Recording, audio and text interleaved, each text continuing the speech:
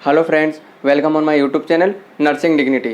Friends, आज हम बात करेंगे जो हमारी यूनिट है एपिडेमियोलॉजी। इसमें जो हमारी सेकंड चैप्टर है आज मेथड्स ऑफ एपिडेमियोलॉजी। मींस जो हम एपिडेमियोलॉजी के अंदर स्टडी करने जा रहे हैं, इस स्टडी को करने के लिए हम कौन कौन से मेथड यूज में लेते हैं, आज हम इनके बारे में पढ़ेंगे।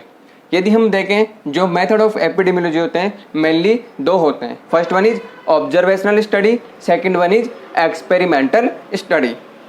जो ऑब्जर्वेशनल स्टडी होती है इसके अंदर जो एपिडेमियोलॉजिस्ट है या फिर रिसर्चर है वो एक पर्टिकुलर ग्रुप के ऊपर जिस पर उसे स्टडी करनी है उसके ऊपर कंटिन्यूसली ऑब्जर्व करता है, उनके ऊपर ऑब्जर्वेशन करके अपनी स्टडी कंडक्ट करता है। अब जो ऑब्जर्वेशनल स्टडी है इसके अंदर भी दो तरीके से स्टडी कंडक्ट की जाती है। First one is descriptive study, second one is analytical study. जो एनालिटिकल स्टडी है इसमें भी जो रिसर्चर होता है वो दो मेथड यूज में लेता है। First one is case control, या तो इसके थ्रू स्टडी करेगा या फिर कोहार्ट स्टडी के थ्रू स्टडी की जाती है। इन सब के बारे में हम ब्रीफली आगे पढ़ेंगे। एक्सपेरिमेंटर का मतलब होता है कि जो ट्रायल्स किए जाते हैं, जो एक्सपेरिमेंट किए जाते हैं और जो एक्सपेरिमेंट का रिजल्ट होता है उसे उसके रिजल्ट के ऊपर जो हम स्टडी करते हैं कि हमारा ये एक्सपेरिमेंट था और हमने जो इस पे एक्सपेरिमेंट किया तो इसका क्या रिजल्ट आया, तो इस पे जो स्टडी होती है वो एक्सपेरिमेंटल के अंदर की जाती है। एक्सपेरिमेंटल के भी बहुत से मेथड होते हैं जिनके थ्रू हम स्टडी करते हैं। First one is non randomise control trials, community trials and field trials. तो ये सभी जो मेथड होते हैं ये एपिडेमियोलॉजी की स्टडी करने में हेल्पफुल होते हैं। अब हम वन बाय वन करके इन सब के बारे में ब्रीफली पढ़ेंगे। फर्स्टली हम बात करेंगे डेस्क्रिप्टिव स्टडी के बारे में। जो डेस्क्रिप्टिव डिजाइन है ये ऑब्जर्वेशनल स्टडी के अंदर इंक्लूड की जाती है। जो ऑब्जर्वेशनल स्टडी है इसका मतलब जो रिसर्चर है या एपिडेमियोलॉजिस्ट है वो ऑब्जर्व कर रहा है। इसमें जो डेस्क्रिप्टिव का मतलब है कि इसके अंदर जो डिजीज है उसका अकरेंस, उसकी फ्रीक्वेंसी को जो रिसर्चर होता है, it is the study of the occurrence and distribution of the disease. Means जो रिसर्चर है वो डिजीज के अकरेंस और डिजीज की जो डिस्ट्रीब्यूशन है उसके ऊपर स्टडी करता है। जो डेस्क्रिप्टिव होती है डिजाइन, इसके अंदर जो रिसर्चर है वो इसका ब्रीफली डिस्क्रिप्शन देखता है, इसको डिस्क्राइब करता है कि ये डिजीज कैसे हो रही है, इसका अकरेंस कैसा है और इसकी जो फ्रीक्वेंसी है वो कितनी है। अब जो ये डिस्क्रिप्टिव डिज़ाइन है इसका जो मेन फोकस होता है वो टाइम, प्लेस और पर्सन। मतलब कोई डिजीज कंडीशन है उसकी स्टडी हम टाइम, प्लेस और पर्सन के अकॉर्डिंग करते हैं। कुछ ऐसी स्पेसिफिक डिजीज है जो अलग एक पर्टिकुलर सीजन के अंदर होती है, लाइक रेनी सीजन के अंदर जो डिजीज होती है लाइक डेंगू वगैरह ये ज़्यादा होती है। टाइम, प्लेस, ऐसा कौन सा एरिया है, ट्रॉपिकल एनवायरनमेंट है या ह्यूमिड एनवायरनमेंट है या नॉन ट्रॉपिकल एनवायरनमेंट है जहाँ पे डिजीज का अकरेंस हो रहा है।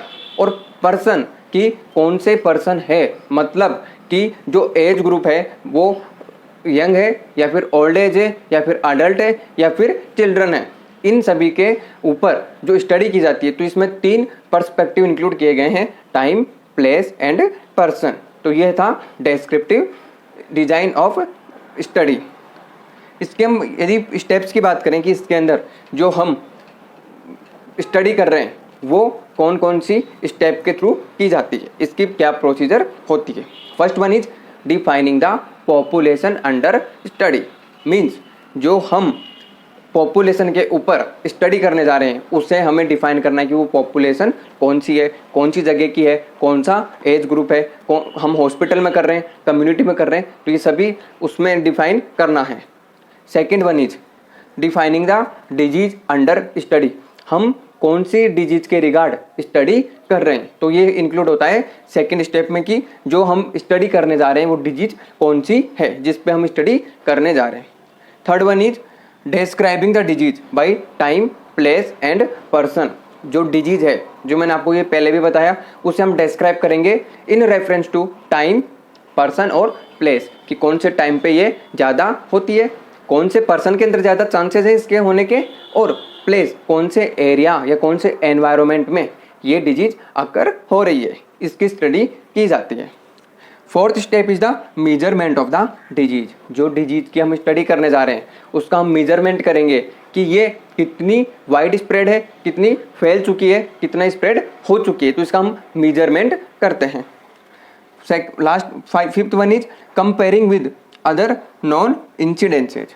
जो डिजीज कंडीशन है उसे हम उस जैसे जो अदर इंसिडेंट्स होते हैं, जो नॉन होते हैं, मीन्स यदि किसी एरिया के अंदर डेंगू का आउटब्रेक हो गया और कोई अदर कम्युनिटी एरिया है, वहाँ पे डेंगू जैसा सिमिलर कोई इंसिडेंस है, तो हम उसको लाइक कोविड-19 के अंदर जो न्यूमोनिया था और कोविड-19 था, तो इसका अकरेंस को देखा गया कि कौन से लोगों के अंदर हो रहा है। तो जो कंपेयर किया जाता है इसके अंदर एक इंसिडेंस को अदर इंसिडेंस के साथ में कि इसका आउटब्रेक कितना इफेक्ट ज़्यादा था और इस डिजीज़ का जो हम स्टडी करने जा रहे हैं उसका आउटब्रेक कितना ज़्यादा है।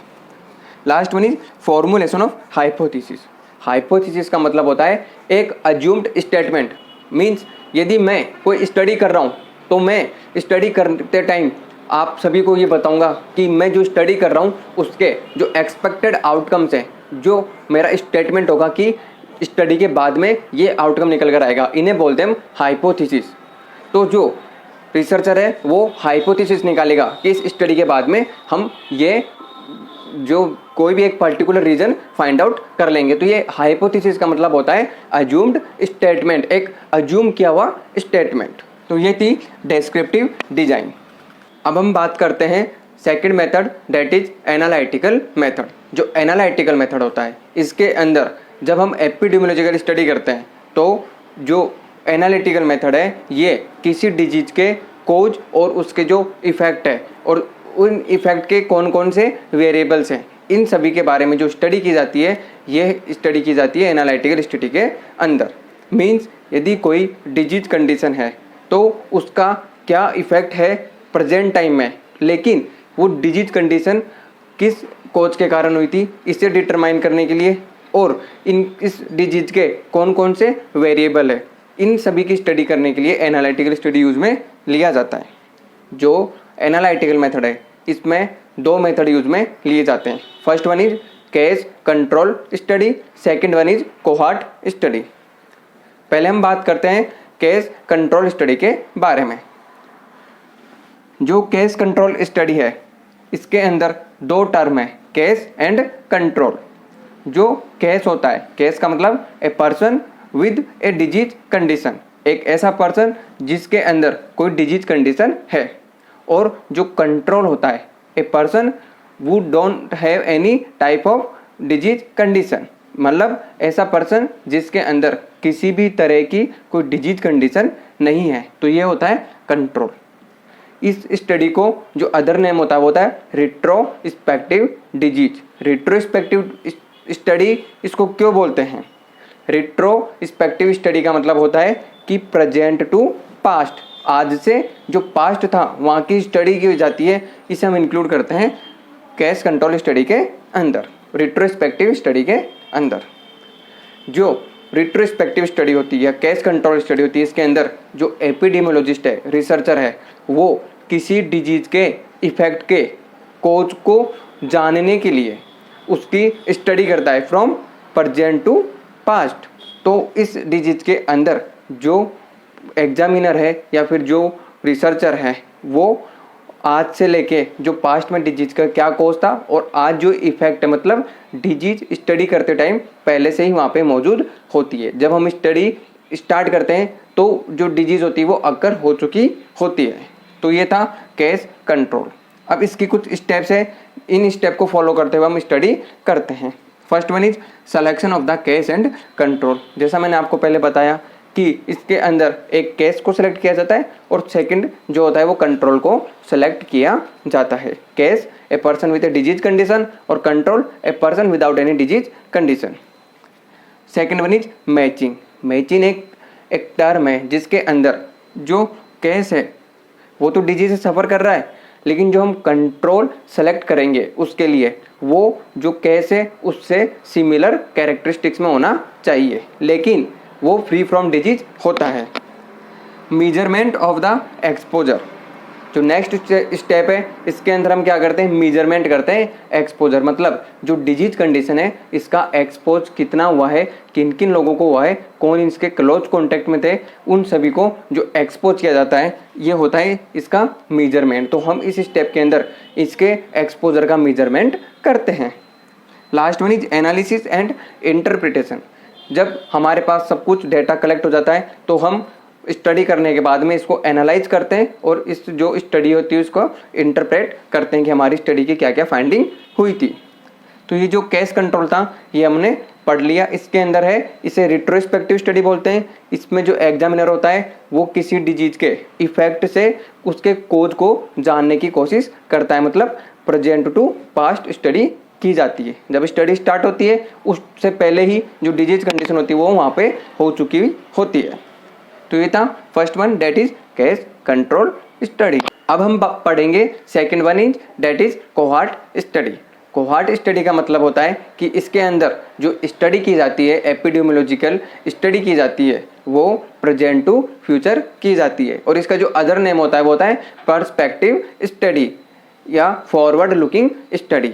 जैसा हमने जो कोहॉर्ट से पहले केस कंट्रोल पढ़ा उसमें हमने बात की थी कि जो स्टडी है वो प्रेजेंट टू पास्ट की जाती है, लेकिन जो कोहॉर्ट है इसके अंदर जो स्टडी होती है वो प्रेजेंट टू फ्यूचर की जाती है। इसके अंदर जो एग्जामिनर है या रिसर्चर है वो किसी डिजीज के कोज से उसके इफेक्ट के बारे में स्टडी करता है। इसका एक एग्जांपल देखें, यदि कोई पर्सन स्मोकिंग कर रहा है या अल्कोहल कर रहा है तो उस पर्सन के अंदर जो लंग्स कैंसर होता है उसके चांसेस ज़्यादा होते हैं। तो जो एग्जामिनर है वो स्टडी करेगा कि जो स्मोकिंग है इसके क्या क्या इफेक्ट हो सकते हैं उस पर्सन के ऊपर। और जो कोहॉर्ट स्टडी होती है एक लॉन्गिट्यूडनल स्टडी होती है, मीन्स ये स्टडी कुछ वीक, कुछ महीने या कुछ साल से बहुत सालों तक की जाती है। मीन्स इसके अंदर कोई टाइम फ्रेम फिक्स नहीं होता, ये लॉन्ग ड्यूरेशन तक भी की जाती है जब तक उसके इफेक्ट के बारे में हम पता नहीं लगा लेते हैं। तो जो एग्जामिनर होता है वो डिजीज के कोज से उसके इफेक्ट को जानता है, जबकि जो केस कंट्रोल था उसमें जो डिजीज का इफेक्ट था उससे उसके कोज को जानने की कोशिश करते हैं। तो ये दोनों एक दूसरे के ऑपोजिट होते हैं। जो कोहॉर्ट स्टडी होती है इसे प्रोस्पेक्टिव स्टडी बोलते हैं और इसमें कोजेस टू इफेक्ट स्टडी करते हैं। जो एग्जामिनर होता है वो लंबे समय तक इसकी स्टडी करता है कि एक किसी पर्टिकुलर कोज के कारण उसके एक्सपेक्टेड इफेक्ट क्या क्या हो सकते हैं, इनकी स्टडी की जाती है। और ये जो स्टडी होती है वो लॉन्गिट्यूडनल होती है, मीन्स लॉन्ग टाइम के लिए की जाती है। तो ये था हमारा second one, that is cohort study. अब हम देखते हैं टाइप ऑफ कोहॉर्ट स्टडी कि जो कोहॉर्ट स्टडी हम कर रहे हैं इसके क्या क्या टाइप होते हैं। जैसा मैंने आपको पहले बताया कि ये पर्सपेक्टिव स्टडी होती है, means present to future study होती है। तो यदि cohort study present to future conduct की जाती है, मतलब अभी तक हम स्टडी करते टाइम तक कोई भी डिजीज वहाँ पे नहीं है, ओनली उसके कुछ कोजेज हैं उसका हम इफेक्ट जानेंगे। और जो रिट्रोस्पेक्टिव स्टडी होती है इसके अंदर जो एपिडेमियोलॉजिस्ट या रिसर्चर हैं वो प्रेजेंट टू पास्ट स्टडी करते हैं किसी भी डिजीज की इटियोलॉजी जानने के लिए। तो ये थे टाइप्स ऑफ कोहॉर्ट स्टडी। अब हम बात करते हैं third one method, that is experimental study. Experimental study के अंदर जो एग्जामिनर होता है, एपिडेमियोलॉजिस्ट होता है, वो एक किसी पर्टिकुलर ग्रुप के ऊपर एक्सपेरिमेंट के थ्रू किसी डिजीज की इटियोलॉजी या किसके कोजेटिव फैक्टर और उसके ट्रीटमेंट के बारे में स्टडी करता है। और ये सभी एक एक्सपेरिमेंट के थ्रू कंडक्ट किए जाते हैं। जब वो एक्सपेरिमेंट होता है उसके बाद में जो स्टडी होती है, जो उसका डेटा होता है, उसकी स्टडी की जाती है कि हमारे जो एक्सपेक्टेड आउटकम थे वो फुलफिल हुए या नहीं हुए। तो जो एक्सपेरिमेंटल स्टडी है इसके बहुत से मेथड यूज में लिए जाते हैं। एक्सपेरिमेंट का मतलब हो गया कि एक्सपेरिमेंट करना। एक्सपेरिमेंट जो एग्जामिनर है वो हॉस्पिटल में भी कर सकता है, कम्युनिटी एरिया में भी कर सकता है या फिर किसी अदर जगह पे भी कर सकता है। जो इसके अंदर फर्स्ट वन बात होता है रैंडमाइज कंट्रोल ट्रायल्स। रैंडमाइज का मतलब है कि जो एक ग्रुप सेलेक्ट किया है, जैसे यदि कोई 20% का एग्जामिनर जो ग्रुप सेलेक्ट करता है तो उसमें से 20 में से वो 5 जो पर्सन है उन्हें सेलेक्ट करना चाहता है, तो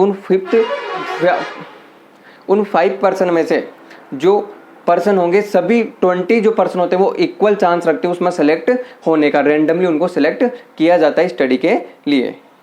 और जो फील्ड ट्रायल्स होता है, मतलब किसी फील्ड के अंदर या कम्युनिटी एरिया के अंदर जाके वहाँ पे एग्जामिनर स्टडी कंडक्ट करता है, वहाँ पे जो ग्रुप होते हैं उनके ऊपर स्टडी की जाती है, तो वो इसके अंदर इंक्लूड होते हैं। तो एक्सपेरिमेंटल के अंदर एक्सपेरिमेंट के थ्रू एग्जामिनर किसी भी डिजीज की इटियोलॉजी, उसके कॉजेशन और उसके प्रिवेंशन और ट्रीटमेंट के बारे में स्टडी करता है। तो ये थे हमारे आज का topic, that is method of the epidemiology. इसमें हमने फर्स्ट वन की बात की, that is descriptive study, second one is analytical and third one is experimental study.